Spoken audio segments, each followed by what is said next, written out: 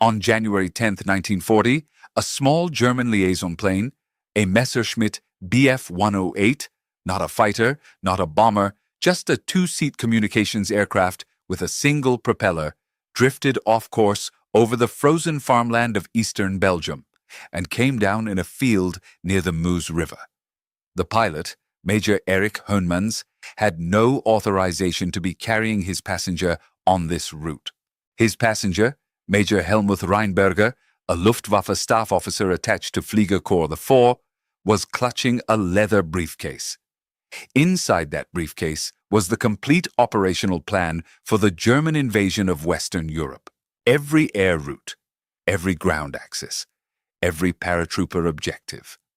The entire blueprint for the conquest of Belgium, the Netherlands, and France, typed on standard German military paper, classified at the highest level, and now sitting in a frozen Belgian field because one officer had decided that flying was faster than taking the train. He was running late for a meeting in Cologne. That is the reason. Not espionage, not sabotage, not some elaborate deception. A staff officer who did not want to sit on a slow train chose to hitch a ride on a plane that wandered into Belgian airspace. The pivot on which an entire continent would turn was an act of ordinary impatience. A Belgian patrol found them within minutes. Reinberger scrambled out of the aircraft and tried to burn the documents. He asked a nearby farmer for matches. He tried to set fire to the papers behind a hedge. A Belgian captain named Arthur Rodrigue arrived and saw what Reinberger was doing. What happened next belongs in the record, because it is the kind of detail that sounds invented and is not. Rodrigue physically wrestled the burning papers out of Reinberger's hands. The German officer lunged for them. Rodrigue held on. At the guardhouse, Reinberger tried again. He grabbed the documents and shoved them into a stove. Rodrigue pulled them out a second time. Some pages were charred at the edges. The text on the interior was legible. A Belgian captain, barehanded, had just pulled the most significant intelligence leak of 1940 out of a fire. Within hours, Belgian intelligence assessed the documents as authentic. King Leopold III was informed, a 38-year-old monarch in military dress, examining typewritten German operational orders in a formal room, holding proof that his country was about to be invaded. Belgium shared the intelligence with France and Britain. And here is where the story turns into something worse than failure. The French 12e Bureau, military intelligence, studied the captured plans and could not decide whether to believe them. The documents were almost too good. A complete invasion plan, handed to you by accident? The French suspected a plant, a deliberate German deception designed to provoke the Allies into repositioning their forces in the wrong direction. General Maurice Gamelin, Supreme Commander of Allied forces, treated the intelligence with caution. Partial alerts were issued. No fundamental redeployment occurred. The French spent weeks debating whether the plans were real. By the time the debate became irrelevant, the Germans had replaced those plans with something far worse. On the German side, the panic was genuine. Hitler was furious. The breach confirmed his growing dissatisfaction with the original Fall Gelb, Case Yellow, which he considered too conventional, too similar to the Schlieffen Plan that had ground to a halt in 1914. In this atmosphere of crisis, an alternative proposal gained traction. General Erich von Manstein had been advocating for a radically different approach. Instead of the broad sweep through Belgium that the Allies now expected, the main armored thrust would drive through the Ardennes forest. Terrain that conventional military wisdom considered impassable for tanks. Cross the Meuse at Sedan and cut behind the Allied armies like a sickle through wheat. The Sickelschnitt. The sickle cut. Hitler adopted it. The captured plans gave him the political cover to override his more cautious generals. And so the Mechelen incident produced an outcome that no one involved could have predicted, and that still disturbs military historians. The Allies obtained the German invasion plan, and the result was a catastrophe worse than if they had never seen it at all. The Germans, knowing their plan was compromised, replaced it with something bolder, faster, and more devastating. The Allies, half convinced the captured documents were a trick, prepared to defend against an invasion route the Germans had already abandoned.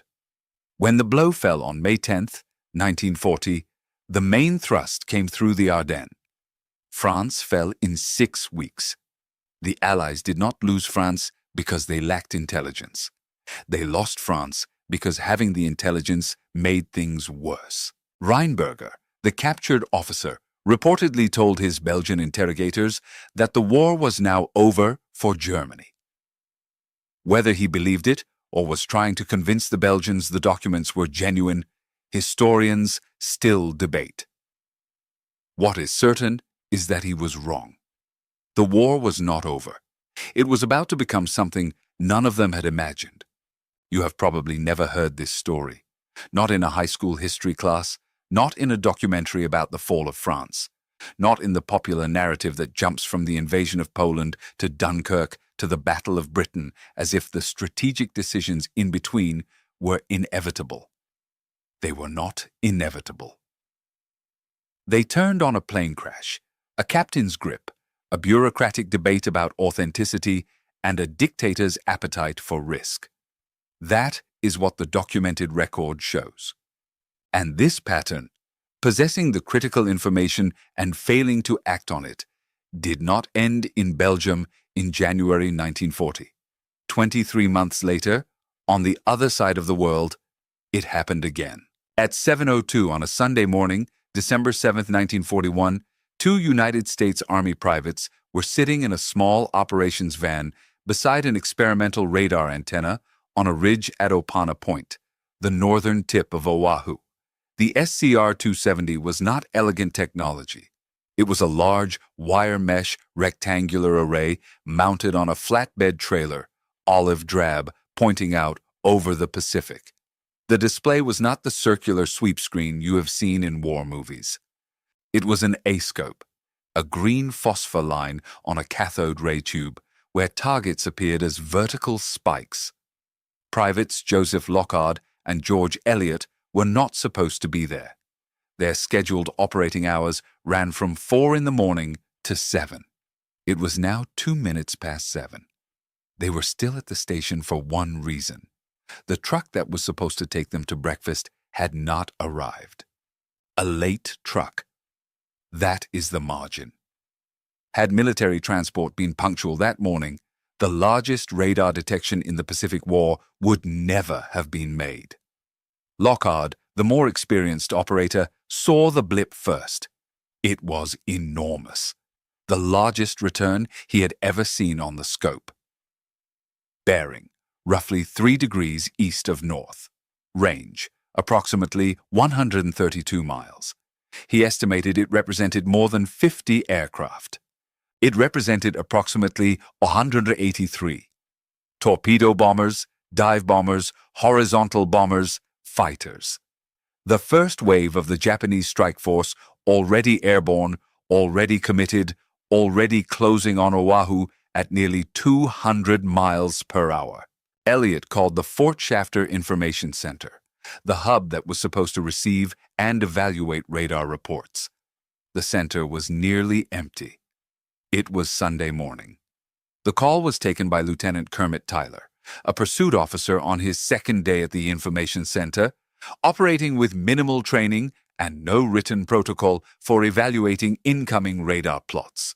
Tyler knew that a flight of B-17 bombers was expected from the mainland that morning. He also knew that a Honolulu radio station played Hawaiian music through the night when American flights were inbound. The aircraft used the signal as a homing beacon. He had heard the music that morning. He made an inference. The large radar return was the B-17s. He told the operators, in words that have been paraphrased across 8 decades of retelling, "Don't worry about it." The title of this video mentions a flock of birds.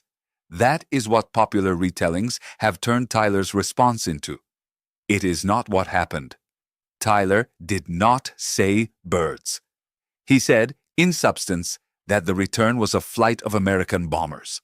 It was a reasonable guess made by an undertrained officer with inadequate information in an unstaffed center on a Sunday morning. It was also catastrophically wrong. 46 minutes later, the first bombs fell on Pearl Harbor. Could those 46 minutes have saved the fleet? Probably not. The battleships were already anchored in a row. Torpedo nets had been deemed unnecessary in the shallow harbor. But 50 minutes was enough time to sound a general alarm, to get anti-aircraft crews to their stations, and to get fighter planes into the air. Of the roughly 188 American aircraft destroyed that morning, most were caught on the ground, lined up wingtip to wingtip. A warning, even a partial warning, even a confused warning, could have changed that number significantly. Tyler was never punished. The congressional investigation that followed concluded that the system had failed, not the man. He had been given a post with no staff, no training, and no decision-making framework for the exact situation he encountered. The institution built a detection system and then did not build the command structure to use what it detected. If your grandfather served in the Pacific, or your grandmother waited for a telegram that took too long to arrive, or if someone in your family carries a story from that war that was never fully told, we would like to hear it. Tell us in the comments who they were and where they served. Now, move forward 3.5 years. June 6, 1944. The largest amphibious invasion in human history is underway, and the most powerful armored reserve in Western Europe is sitting motionless in the Norman hedgerows. The German defense of Normandy had been fractured by a command dispute that Hitler resolved in the worst possible way. Field Marshal Erwin Rommel wanted the Panzer Division's position close to the coast, ready to strike the invasion force on the beaches before it could establish a foothold. Field Marshal Gerd von Rundstedt wanted them held back as a central reserve, concentrated inland where they could deliver a decisive counterattack once the true landing site was confirmed. Hitler, characteristically, split the difference in a way that satisfied neither. Some divisions went to Rommel, but the critical armored reserves, the 12th SS Panzer Division Hitlerjugend, the Panzer Lehr Division, were placed under the direct authority of OKW, the Supreme Command. They could not move without Hitler's personal authorization. On the morning of June 6th, reports of the Normandy landings reached OKW headquarters in the early hours. General Walter Wallimont, Deputy Chief of Operations, later described the atmosphere as uncertainty bordering on confusion. The question was not whether something was happening in Normandy. The question was whether Normandy was the real invasion.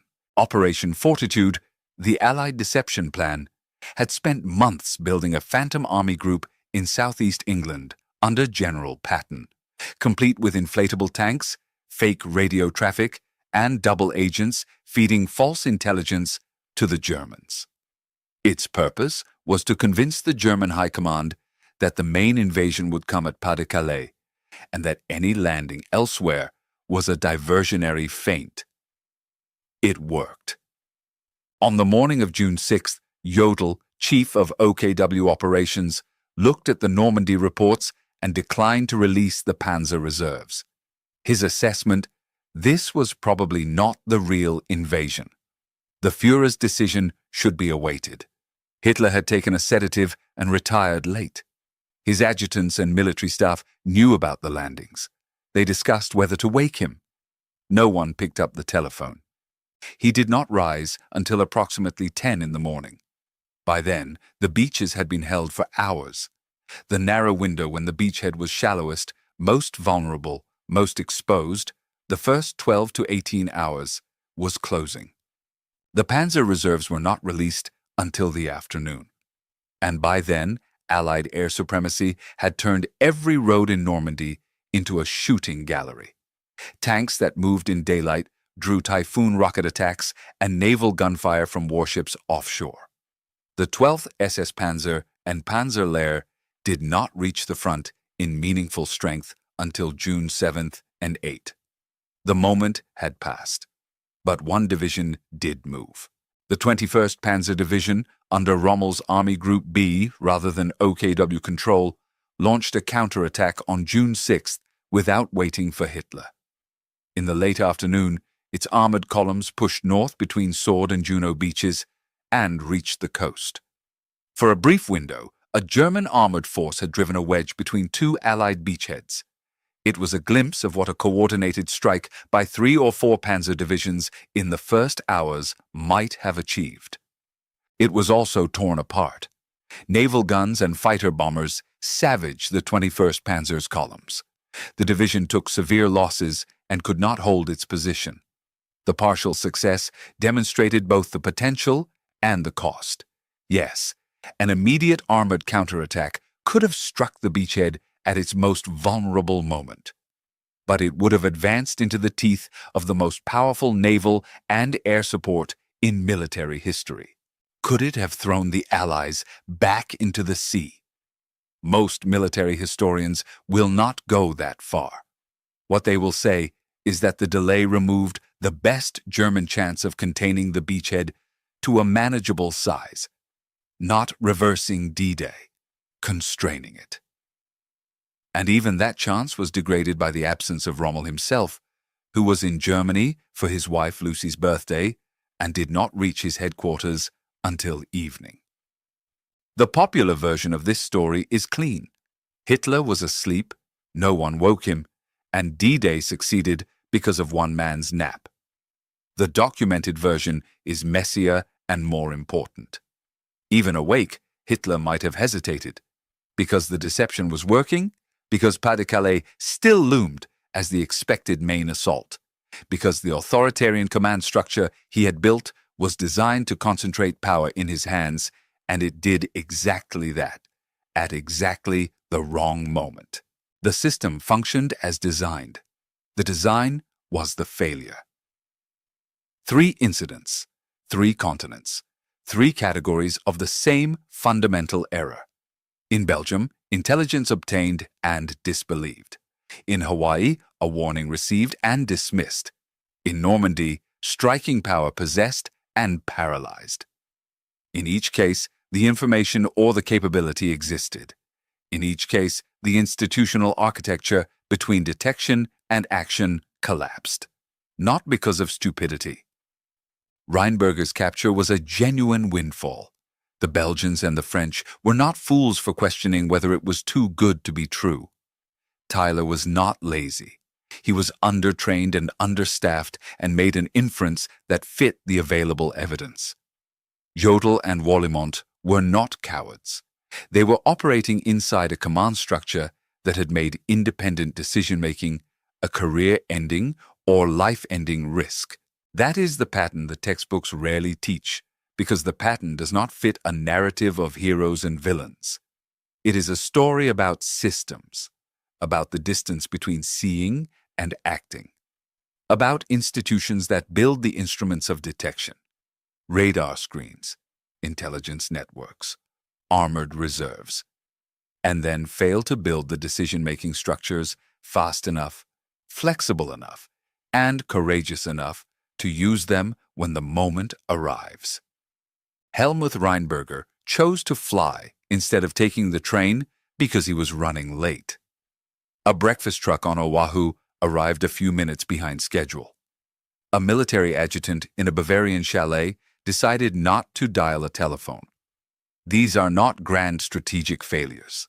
They are human-scale moments, impatience, routine, deference, whose consequences cascaded into the fates of nations. The records survive. The congressional testimony is in the National Archives. The Belgian military files sit in Brussels. Wallimont's account was published in 1964. The Mechelen documents, charred at the edges, were preserved. You can trace every link in every chain.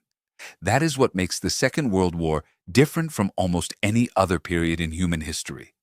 The paper trail is there. The signatures are there. The timestamps are there. The question these 3 moments leave you with is not whether the war could have gone differently. It is narrower and more unsettling than that. It is whether the institutions you depend on today, the ones with the satellites, the early warning systems, the intelligence networks, the chains of command, have solved the problem that Belgium, Hawaii, and Normandy revealed. Whether the distance between detection and action has been closed. Whether someone, somewhere, right now, is looking at a screen showing something urgent and being told not to worry about it.